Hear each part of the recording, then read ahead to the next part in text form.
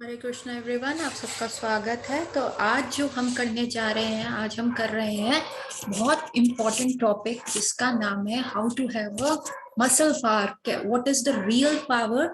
Real power आप में कैसे आ सकती है? How could you have a real muscle कि आप हर चीज पे ओवरकम कर पाए, हर चीज को विन कर पाए। ये सारी पावर आप में कैसे आ सकती है? कैसे आपकी मसल्स बन सकती है? कौन सी मसल आपको बनानी है? कौन सी मसल आपको कौन सी चीज जो है लॉन्ग टर्म पावर देने में सक्षम है कि आप एक छोटी रेस के घोड़े ना बन के एक लंबी रेस के घोड़े बने।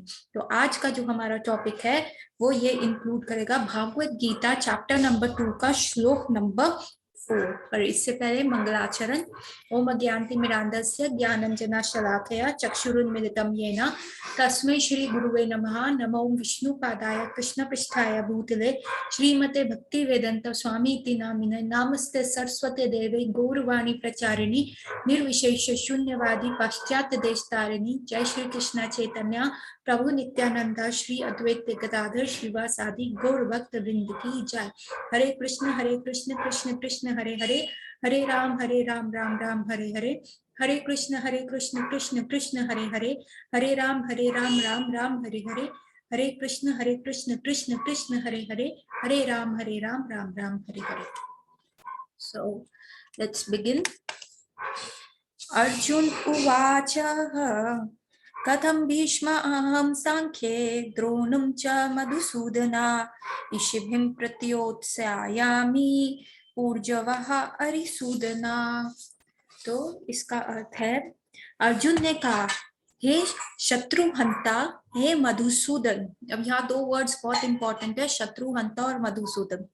मैं युद्ध भूमि पे किस तरह भीष्म तथा द्रोण जैसे पूजनीय व्यक्तियों पर उलट कर बाण चलाऊं।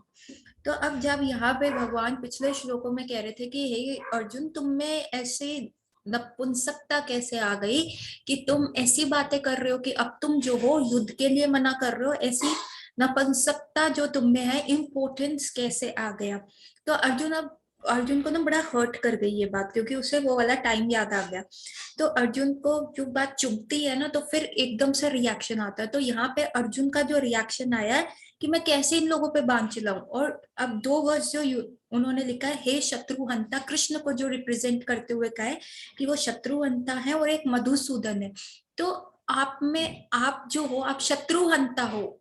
तो अर्जुन डायरेक्टली उनको कुछ उल्टा तो बोल नहीं सकता, पर यहाँ पे वर्ड प्ले ऐसा किया कि कृष्ण तुम भी तो शत्रुहंता हो ना। शत्रुहंता मतलब शत्रुओं का वध करते हो, पर ये तो मेरे शत्रु नहीं है ना। आप तो शत्रुओं का वध करते हो। अगर आपको उग्रसेन को बोलना पड़ जाए, ठीक है, और अगर आपको संदीपनि मुनि जो आपके गुरु हैं उनके ऊपर हथियार चलाने पड़े, तो आप तो मुझे कह रहे हो ना द्रोणाचार्य को मारो, और आप तो कह रहे हो भीष्म पितामह को मारो, जो कि उग्रसेन आपके भीष्म पितामह है। मतलब उग्रसेन जो है वो आपके पितामह है, तो आप उनको नहीं मार सकते। आप तो शत्रुहंता हो, मधुसूदन हो, मधु दैत्य को मारने वाले हो। तो आपने तो शत्रुओं को मारा, आप मुझे अपने प्रियजन को मारने की क्यों सलाह दे रहे हो? तो जैसे श्री कृष्ण ने अर्जुन को इम्पोर्टेंट कहा, नपुंसक कहा, तो अर्जुन जो है सारी मर्यादाओं के अंदर रह के कृष्ण को भी यहाँ पे तंस जो है कस रहे हैं। तो तात्पर्य शिला प्रभुपाद द्वारा, शिला प्रभुपाद की जाए। भीष्म पितामह तथा द्रोणाचार्य जैसे सम्मानीय व्यक्ति सदैव पूजनीय है। यदि वे आक्रमण भी करे तो उन पर उलटकर आक्रमण नहीं करना चाहिए। ये सामान्य शिष्टाचार है कि गुरुजनों के वाग्य युद्ध में भी ना किया जाए। वाग्य युद्ध मतलब बोल के भी, मतलब उनको उल्टा बोला भी न जाए। अगर वो कुछ कह रहे तो सुन लो। यहाँ तक कि यदि कभी वे रुक्ष व्यवहार करे, मतलब अगर वो बहुत डांटने वाला व्यवहार करे या बहुत रूड बिहेवियर करे, तब भी उनके साथ रुक्ष व्यवहार, उनके प्रति रुक्ष मतलब रूड बिहेवियर नहीं किया जाए। तो फिर भला अर्जुन उन पर बाण कैसे छोड़ सकता है? ये कृष्ण कभी अपने पितामह नाना उग्रसेन या अपने आचार्य संदीपनि मुनि पर हाथ चला सकते थे? अर्जुन ने कृष्ण के समक्ष यही कुछ तर्क प्रस्तुत किए। तो आप देख लीजिए कि जनरली जो है, अगर हम देखें कि हमें बड़ों का आदर सम्मान करना चाहिए, बड़ों के साथ हमें ऐसी चीजें ना कहनी चाहिए ना बोलनी चाहिए। तो अर्जुन का जो तर्क है यहाँ पे ठीक है कि हाँ वो हमारे बड़े हैं, परंतु देखिए दो तरह के शास्त्र होते हैं, एक होता है अर्थशास्त्र और एक होता है धर्मशास्त्र। अर्थशास्त्र के अनुसार ये होता है कि यदि कोई भी आपको, जैसे हमने पिछले चैप्टर में 6 प्रकार के हंताज की बात करी थी, कि यदि आपको कोई पॉइजन करे या आपकी प्रॉपर्टी ले ले या आपको मारने का प्रयास करे या आपकी बीवी को उठाए, आपकी पत्नी के साथ दुर्व्यवहार करे, आपके घर को जलाए या आपकी प्रॉपर्टी को, आपको पॉइजन करने का प्रयास करे, तो इस ये 6 प्रकार के जो हंताज होते हैं, ये एनिमीज होते हैं, अर्थशास्त्र के हिसाब से इनको मार देना ही उचित है। और यहाँ पे अगर हम देखा जाए, हमने जैसे पहले भी डिस्कस किया था कि यहाँ दुर्योधन एंड उनकी टीम में ये 6 क्राइटेरिया में वो सारे टिक मार्क्स हो चुके हैं। तो ये जो 6 क्राइटेरिया थे, तो उस हिसाब से अर्थशास्त्र के हिसाब से, क्योंकि भीष्म पितामह और द्रोणाचार्य उधर साथ दे रहे थे, तो उनकी हत्या करना या उनपे बाण चलाना एकदम ठीक था। और दूसरा जो है ये है कि गुरु का त्याग हमें कब करना चाहिए। गुरु का त्याग हमें तब करना चाहिए कि जब गुरु अपने बताए हुए इंस्ट्रक्शंस को खुद ना फॉलो करे, अपनी बताई गई शिक्षा का खुद खुद उसको उसका अनुसरण नहीं करे, और सही और गलत में जो है भेद करने से चूक जाए, तब ऐसे गुरु का त्याग कर देना चाहिए। अब ऐसी ही कहानी आती है बलि महाराज की भी। हमने देखा था कि किस प्रकार बलि महाराज ने अपने गुरु शुक्राचार्य को त्याग कर दिया था। तो ये वामन देव जब आते हैं बलि महाराज के पास और कहते हैं कि वो बहुत स्ट्रॉन्ग यज्ञ कर रहे होते थे, और अगर वो उस यज्ञ में सफल हो जाते महाराज बलि, तो उनको कोई भी कॉन्कर नहीं कर सकता था, उनको कोई भी, मतलब वो हमेशा चरम सीमा पे रहते, उनको फिर हराया नहीं जा सकता था, वो ऑलरेडी जो है इंद्र का आसन ले चुके थे। तो तब वामन देव आते हैं और बलि महाराज को उस यज्ञ करने से पहले कहते हैं कि आप जो दान दक्षिणा दे रहे हो सबको, मुझे सिर्फ 3 पग भूमि दे दीजिए। तो बलि महाराज कहते हैं अरे तुम तो छोटे हो, वामन का मतलब होता है छोटे हो, तो तुम तो इतने छोटे हो, तुम्हें मैं 3 पग भूमि, तुम मुझसे ज्यादा कुछ मांगो ना, मैं बलि हूँ। तो वामन देव कहते हैं नहीं, एक ब्राह्मण को जितनी आवश्यकता होती है उतना ही मांगना चाहिए, उससे अधिक उसको नहीं लेना चाहिए, ये शास्त्र विरुद्ध बात है। तो फिर बलि महाराज ने पानी धारण करके वामन देव को आश्वासन देते हुए कहा कि ठीक है, मैं तो प्रतिज्ञा करता हूँ, मैं तुम्हें 3 पग भूमि देने की प्रतिज्ञा करने ही वाले थे, तब शुक्राचार्य आए, उन्होंने कहा नहीं, ये विष्णु है, ये तुम्हें छलने आया, ये छलिया है, ये तुमसे 3 पग मांग के सब चीज ले लेगा, इसको मना कर दो। तो बलि महाराज ने कहा अरे नहीं, मैं तो राजा हूँ, मेरा तो यज्ञ खराब हो जाएगा, मैंने तो अभी प्रॉमिस कर दिया। उन्होंने कहा नहीं, अभी तुमने प्रतिज्ञा नहीं ली, तुम इसको मत करो। तो वामन देव तो वहां चुप करके खड़े हुए, पर क्योंकि वहां शुक्राचार्य ने शास्त्र विरुद्ध बात करी, क्योंकि हर एक जीव को जो होता है भगवान विष्णु की शरण में जाना चाहिए। वेदांत का भी सार जो है वो ये है कि हमें भगवान कृष्ण की शरण लेनी चाहिए, कि वेदांत, वेद का अंत जो है वो भगवान विष्णु है, वो भगवान श्री कृष्ण है। तो यहाँ पे जो गुरु है वो वेदांत के जो सार से विपरीत जा रहे हैं, उन्होंने कहा विष्णु का त्याग कर दो, ये विष्णु है। तब बलि ने कहा कि देखो मैं कितना बड़ा राजा हूँ, मेरे से स्वयं भगवान विष्णु जो है आके मांग रहे हैं, भगवान विष्णु जो है एक भिक्षुक के रूप में आए हैं, तो मैं अगर मैं भगवान को भी ना दे पाऊं और उनके मांगने पे भी ना दे पाऊं, तो फिर मेरा अस्तित्व क्या। अब जो बलि महाराज है, हमें ये देखना पड़ेगा कि बलि जो थे विरोचन के पुत्र थे, और विरोचन जो थे प्रहलाद महाराज के पुत्र थे, जो कि भक्त शिरोमणि थे। तो आप देखिए वो ब्लड लाइन तो चल ही रही थी। तो बलि ने भी कहा कि नहीं, मेरे दादा ने भी, प्रहलाद महाराज ने जिनकी उपासना करी, प्रहलाद महाराज ने जिनको पाने के लिए अपना सब त्याग दिया था, मैं उन्हीं की लाइनेज में हूँ, मैं उन्हीं की फैमिली ट्री में हूँ, तो मैं किस प्रकार भगवान विष्णु को निरादर करके भेज दूं। तो उन्होंने अपने गुरु का त्याग कर दिया, शुक्राचार्य को कहा कि नहीं, मैं आपकी बात यहाँ पे नहीं मान सकता। तो भगवान और गुरु जब खड़े थे, तो और शास्त्र सम्मित जो बात हो रही थी, शास्त्र विरुद्ध बात शुक्राचार्य के करने पर उनको त्याग दिया। और बलि महाराज जो है पानी का जो लेके एक सुरई की तरह वो पानी की वो थी, तो वो पानी लेने ही चाह रहे थे, तो शुक्राचार्य एक छोटा सा रूप धारण करके उस बर्तन में जाके छुप जाते हैं और पानी का जो होल होता है उसको बंद कर देते हैं। तो बलि महाराज बहुत कोशिश कर रहे कि पानी नहीं आ रहा, मैं पानी से जो हूँ प्रण ले लूं। तब वामन देवता कहते कुछ अटक गया होगा, ये लो तुम डंडी लो और खोल लो। और तब जो है बलि उस डंडी से उस होल को खोलते हैं, तो शुक्राचार्य की आंख पे लग जाती है और शुक्राचार्य बाहर प्रकट होकर कहते हैं कि बलि मैं तुम्हारे सहित की बात कर रहा था, सहृद की बात कर रहा था, परंतु तुमने क्योंकि मेरी बात नहीं मानी, तो मैं तुम्हें श्राप देता हूँ, अब तुम्हारा सब हो जाएगा, तुम सब कंगाल हो जाओगे। तो उन्होंने बलि महाराज ने तब भी कहा कि यदि मेरे को भगवान को देते हुए भी यदि मेरा त्याग हो जाए, यदि मेरा सब कुछ खत्म हो जाए, तो इससे तो अच्छी बात ही नहीं, मेरा तो परलोक भी सुधर जाएगा। तो तब बलि महाराज ने अपने गुरु को त्याग के भगवान विष्णु ने, और तब क्या हुआ, भगवान विष्णु ने अपने चरण धारण करके 2 चरण में पूरा स्वर्गलोक और धरती को नाप लिया। और तीसरे कदम पे बलि महाराज ने अपना आत्मसमर्पण करते हुए कहा कि तीसरा पग जो है आप मेरे सर पे रखिए। और बलि महाराज को अब फिर पाताल लोक में जो है रसातल में वहां पे उनका किंगडम है बलि महाराज का, और खुद स्वयं भगवान विष्णु वहां पे वामन अवतार में जो है उनके गेट कीपर बन के खड़े हुए हैं। और अब अगला जो इंद्र का चेंज होगा, इंद्र क्या है, एक पोस्ट है, ठीक है, जैसे प्राइम मिनिस्टर एक पोस्ट है। तो पहले कोई और प्राइम मिनिस्टर था, अब पहले मनमोहन सिंह प्राइम मिनिस्टर थे, अब नरेंद्र मोदी प्राइम मिनिस्टर है। तो प्राइम मिनिस्टर जो एक पोस्ट है, तो इंद्र भी एक पोस्ट है। उसी प्रकार अब जो नेक्स्ट इंद्र शिफ्ट होंगे वो बलि महाराज बनेंगे। सो ये कथा होती है कि हमें जो वेद का अंत जो होता है वो होता है कि भगवान को पाना। भगवान को पाना जो हमारा होता है, तब हम गुरु का त्याग कर सकते हैं। और भगवान को तब हमें डरना नहीं चाहिए कि अरे मैंने गुरु का त्याग कर दिया, या ये मेरे भौतिक रिलेशनशिप है। तो जब हम एक उच्च स्तर पे जाते हैं, जब हम भगवान को प्राप्त करते हैं, तो हमारी जो पावर होती है ना वो बढ़ जाती है, हमारी जो मसल्स होती है वो स्ट्रांग हो जाती है, हम वीक नहीं होते। हमें वीक कौन बनाता है?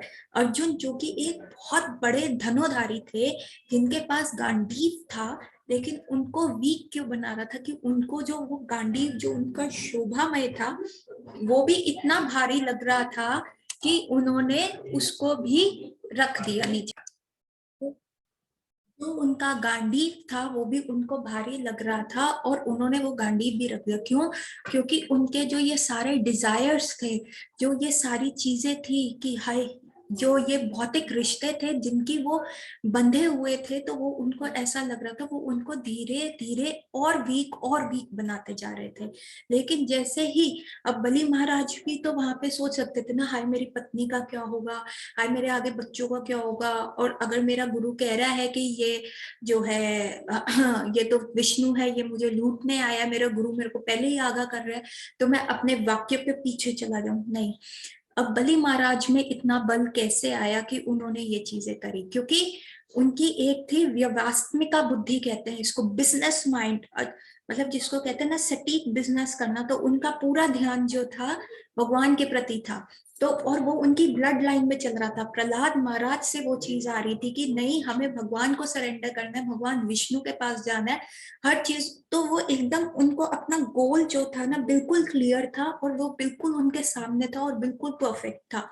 उसी प्रकार से तभी उनमें ये बल आया, तभी उनमें ये स्ट्रेंथ आए कि वो ऐसा जो है डिसीजन ले पाए।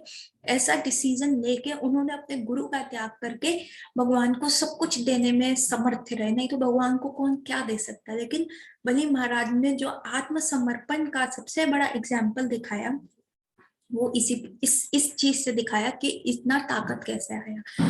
तो इसीलिए जो अर्जुन कमजोर क्यों हुआ? अर्जुन कमजोर हुआ अपने डिजायर्स ने, अपनी विशेष ने, उसके माइंड ने उसको कमजोर बनाया।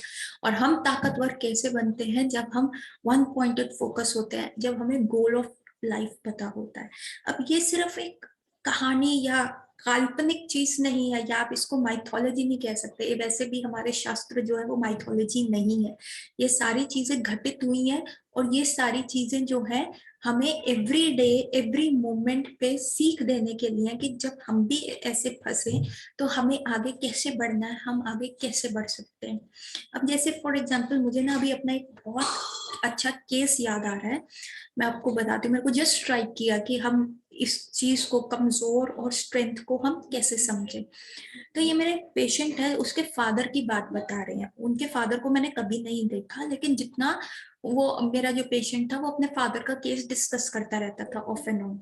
तो वो एक गवर्नमेंट ऑफिसर थे और उनकी हाइट 6 फुट थी और उनको बहुत अच्छे से अपने आप को ड्रेसअप करके रखने का शौक था। बिल्कुल हीरो की तरह अपने आप को, स्टाइलिश जूते पहनना, स्टाइलिश चीजें पहनना, जो भी नई चीज आना, अच्छे से अच्छे कपड़े पहनना, वैसे वो करके अपनी जॉब करते थे। और मतलब एकदम जिसको कहते हैं ना धाकड़ वाले पर्सन थे और स्ट्रॉन्ग थे, और सब उनको बॉस बॉस कह के, और उनको बहुत अच्छा लगता था। और काम के प्रति वो इतने ज्यादा आसक्त थे कि सब उनको रिस्पेक्ट मिलती थी उससे, और कि वो कभी छुट्टी भी नहीं लेते थे कि नहीं मुझे अपना काम करना है। और उनको अच्छा भी लगता था क्योंकि वहां पे उनको बहुत, उनके जो फॉल्स ईगो था कि हाँ बॉस है, क्या लगता है, कैसा दिखता है, उसको वैसा उनको वो बूस्ट भी मिलता था वहां पे। तो वो उस प्रकार के कपड़े पहन के जाते थे। फिर क्या हुआ, उनका बीपी वगैरह, क्योंकि आपने प्रॉपर लाइफस्टाइल नहीं जिया, तो आपका उनका क्या हुआ, बीपी शूट करने लग गया। तो बीपी एक बार बढ़ गया। अभी वो अपनी रिटायरमेंट की एज से थोड़े से 3-4 साल पहले ही थे, 2 साल पहले थे। तो उनका बीपी एकदम शूट हो गया, तो उनको क्या आ गया, स्ट्रोक आ गया, और उनको पैरालिसिस हो गया, एक साइड का पैरालिसिस। अब ये चीज लेना, अपने आप को शीशे में उस प्रकार के देखना, उनके लिए सबसे बड़ा, जिसको कहते हैं, बहुत प्रॉब्लमैटिक हो गया कि हाय मुझे पैरालिसिस हो गया। मैं 6 फीट का था, मैं बुढ़ा नहीं लगता था, और अब मैं ऐसे लंगड़ा के, या अभी मैं बेड रिडन हो गया हूँ, मैं कुछ भी नहीं कर पा रहा, और मुझे ऐसे जो है ऑफिस जाना पड़ेगा, नहीं मैं नहीं जा सकता। तो उनकी फिजियोथेरेपी चल रही थी, पर उनका जो विल पाटा यहाँ है कि अभी हमने उनका थ्रू आउट लाइफ का जो साइकिल देखा वो बहुत पावरफुल थे।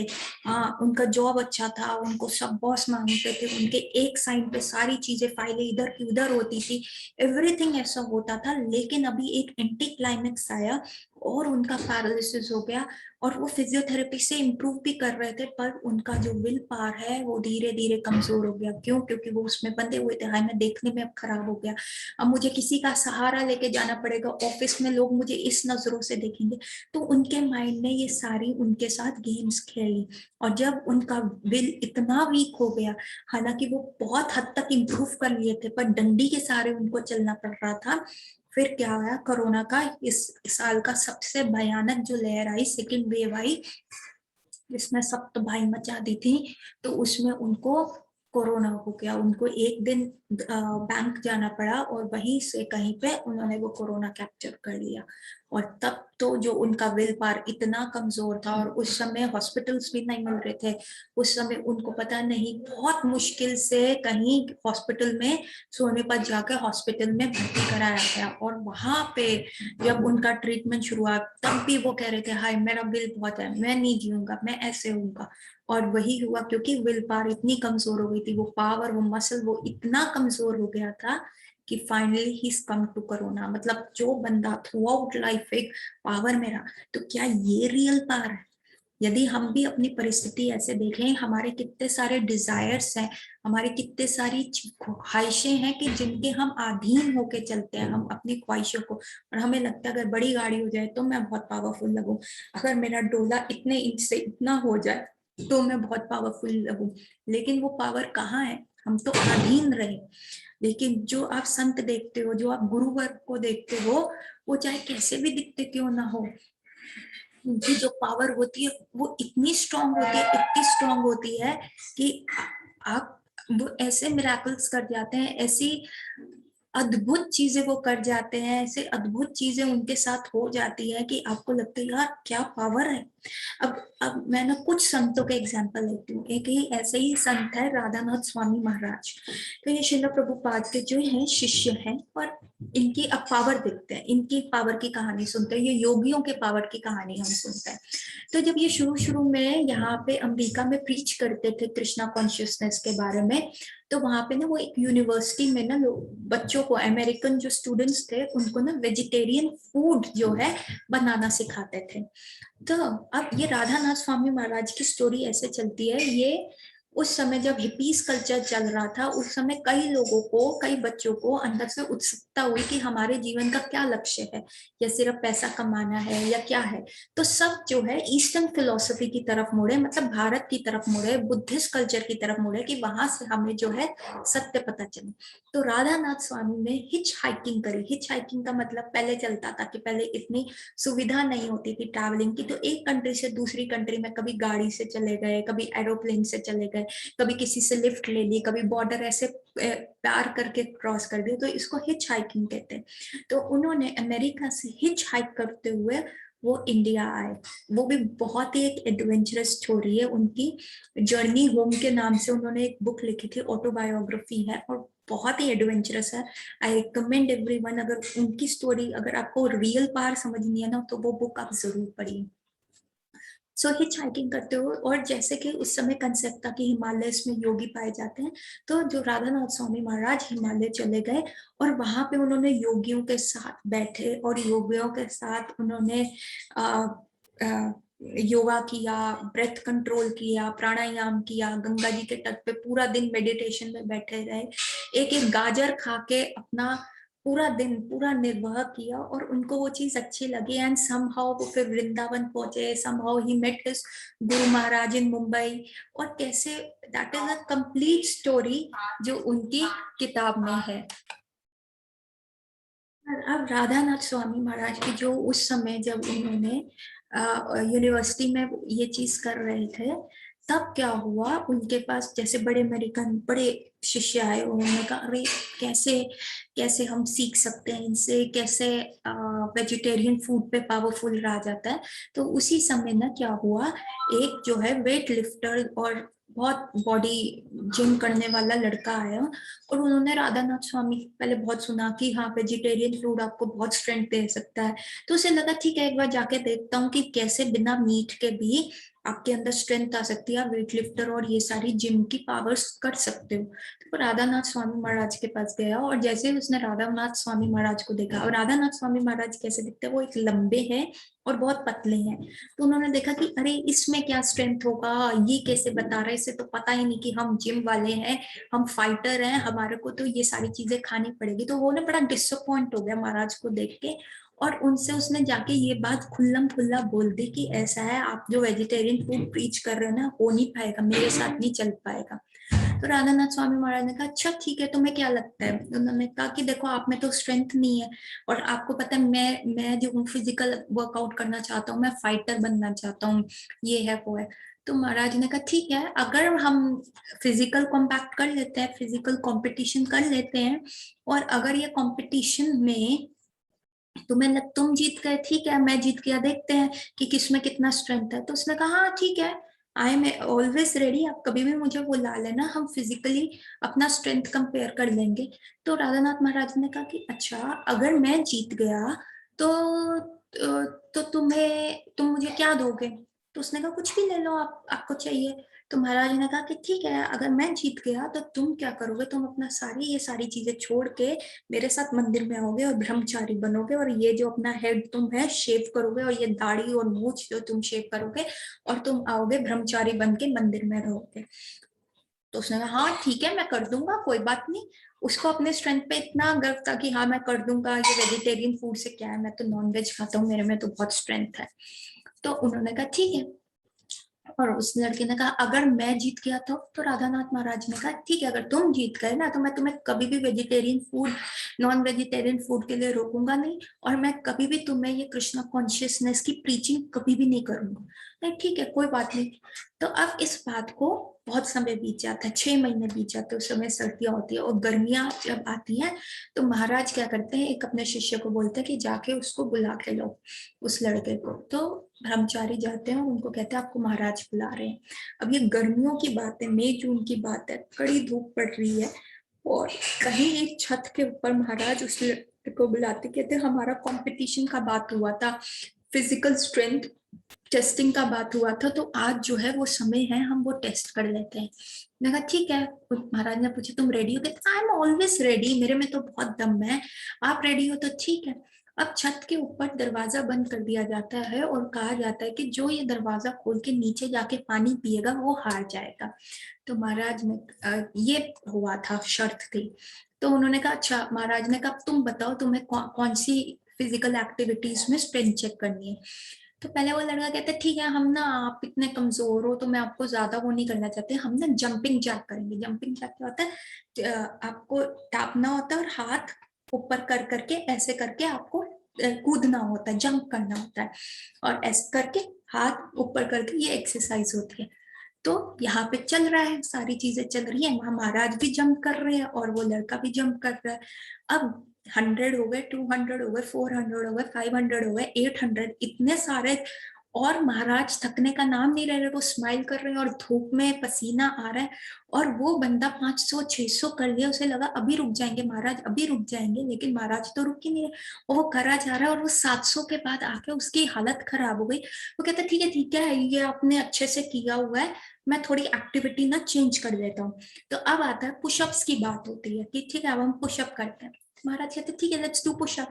और वहीं पे पुशअप हो रहा है, हेड और हेड मिल मिल के वो सब पुशअप पुशअप कर रहे हैं दोनों।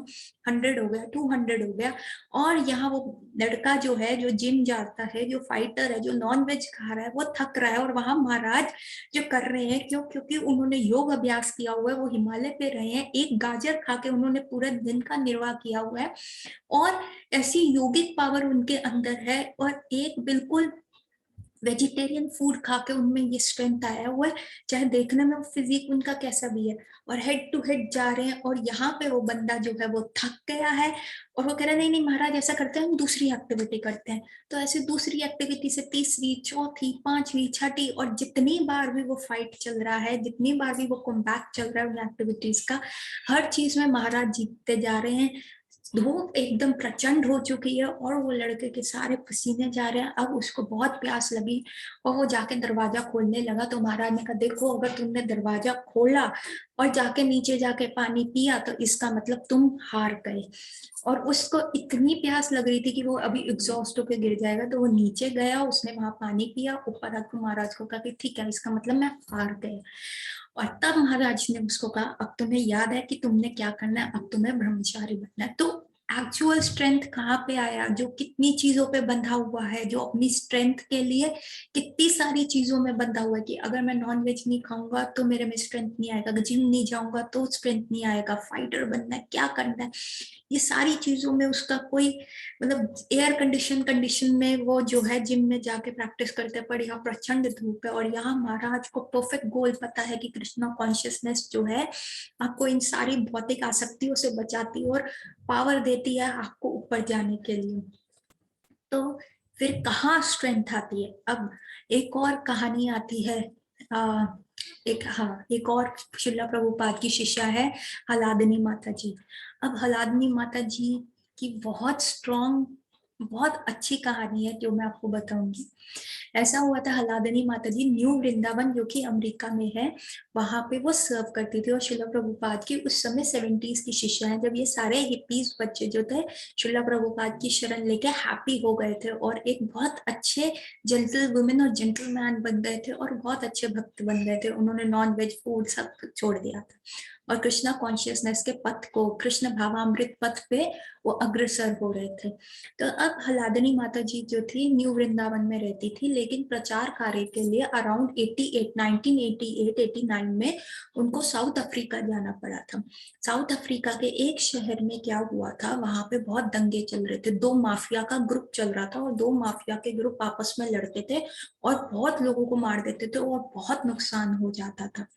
तो क्या हुआ, इन माताजी जहाँ पे प्रचार करी थी, जहाँ पे मंदिर था, वहां पे उन सब इस्कॉन वालों ने क्या किया, मिलके एक माफिया ग्रुप से कहा कि आप ऐसे मत मारो, इतना गरीबी फैल गई है तो हमें लोगों को खाना भी देना चाहिए, ये करना चाहिए।